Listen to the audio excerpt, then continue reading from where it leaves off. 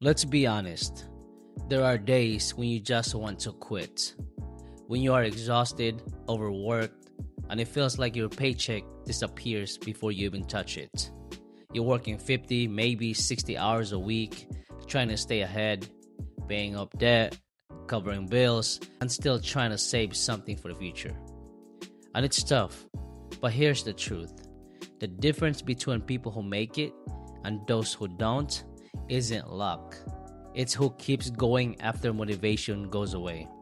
You know that rush when you get when you start something new, like budgeting, investing, or saving. You're fired up, you're ready to change your life. But then, life hits. Unexpected bills, long shifts, another emergency, and suddenly, that motivation fades. You start thinking, what's the point? I'm working this hard and still not getting ahead. And that's exactly the moment most people give up. But the truth is, motivation was never supposed to carry you all the way. It's discipline that gets you through. Motivation is that spark, and discipline is that engine. And when that spark fades, you have to keep driving anyway. So when you're living paycheck to paycheck, trying to pay off credit cards or car loans, it's easy to feel like you're stuck. You look at your debt balance, it barely moves.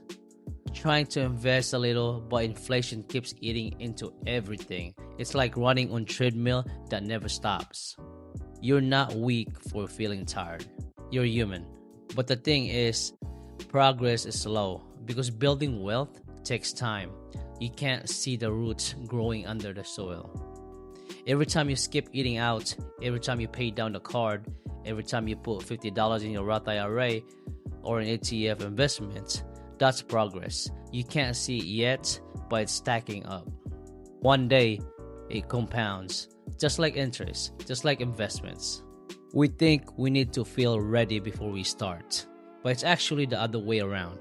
Motivation shows up after you take action. Think about it.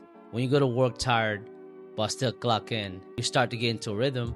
When you log into your brokerage app and invest $100, you feel a little better. Because progress gives you momentum. Momentum is stronger than motivation. If you are waiting for the perfect time, you'll be waiting forever. Just start small, because the habit matters more than the amount. When you're grinding this hard, you need a reason bigger than money to keep you moving. Ask yourself, why am I doing this? Maybe it's for your family. Maybe it's so you never have to live paycheck to paycheck again. Maybe it's so your kids don't have to start where you started. Because maybe you've worked 60 hours this week and your body's tired. Your why is what gets you up again. And that why, that's your freedom. You need to write it down, make it visible. When your why is strong, your excuses doesn't matter. Now let's talk about the financial side for a second. You might be paying off credit cards, maybe a car loan, maybe a student debt, and it feels like all you're doing is working to pay interest. The average car payment in the US right now is over $700 a month. The average credit card interest rate around 20%. That's brutal, because the interest literally stealing your future wealth. But every time you make the extra payment, every time you choose to drive your car for another few years instead of buying new, you are buying your freedom back. That's motivations.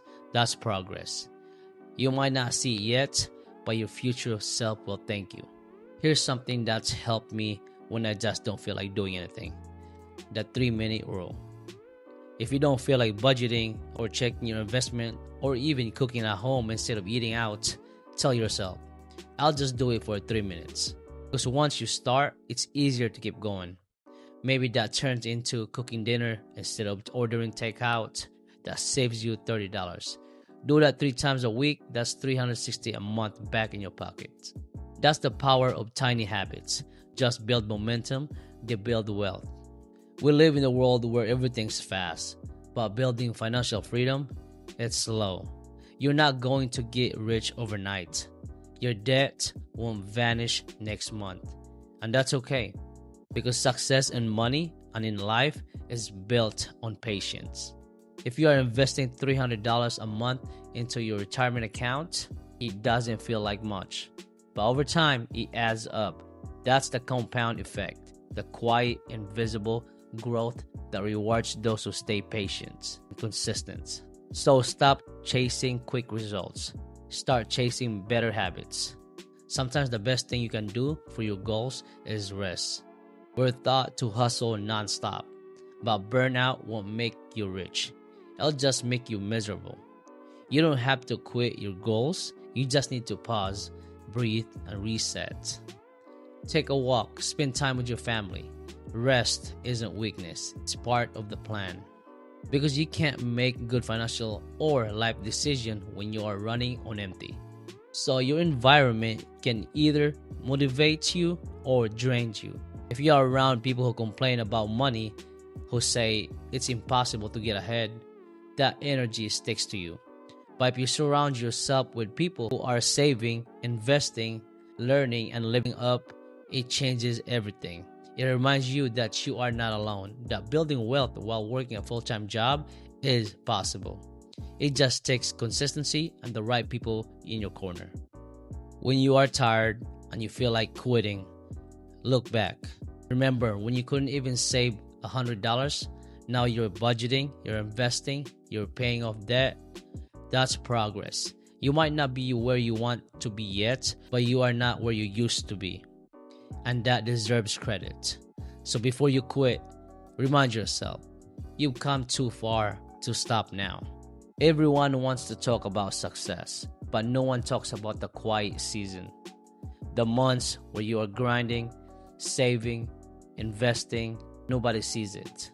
That's where the real growth happens, when your bank account still looks the same, but your mindset completely different.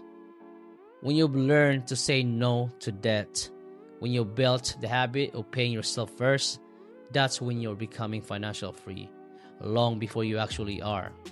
So when you feel like quitting, remember this. You're not just working for today.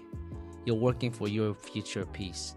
Every sacrifice, every long day, every dollar you've saved, it's buying your freedom. Motivation fades, but your purpose doesn't. So keep going, keep showing up. Because one day, all those small steps will add up, and you'll look back realizing quitting was never the answer. If you made it this far, thanks for watching. And if this video helped you, hit the like button, subscribe, and share this with someone who needs to hear it today. Remember, discipline builds freedom, and small steps compound into big results. You've got this.